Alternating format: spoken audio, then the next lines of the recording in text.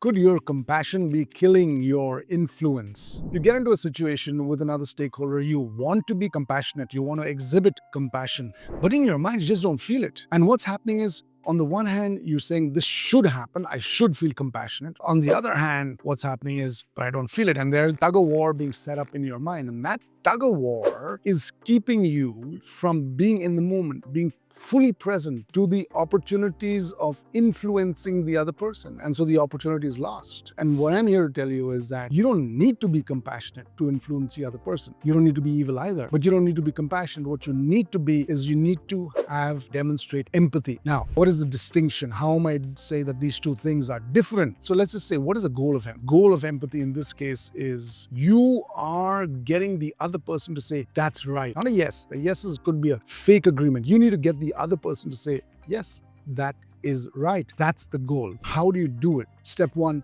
3 simple phrases: seems like, looks like, sounds like. How to use this? Let's say you're in a situation where the client comes in and says, the executive team is really pushing Q3 results, and that deliverable that had to come up by the end of the month, I need that to come up by next week. You obviously don't want to do it. Don't begin your statement or your response by saying, no, I don't want to do it, or no, that cannot happen, or that's not what we agreed to.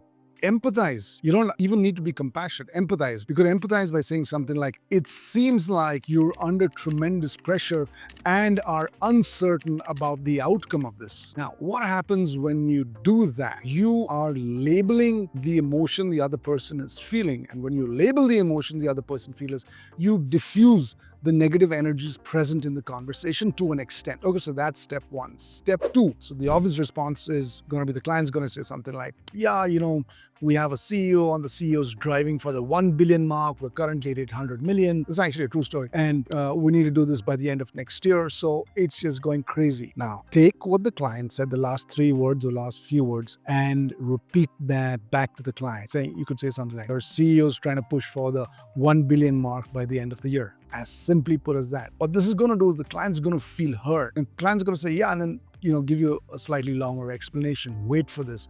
Now you're lowering the client's guard, and then you can put forward your logic. Lead with emotion. And when you're acknowledging a person, when you're being empathetic with a person, you're leading with emotion, then bring in logic.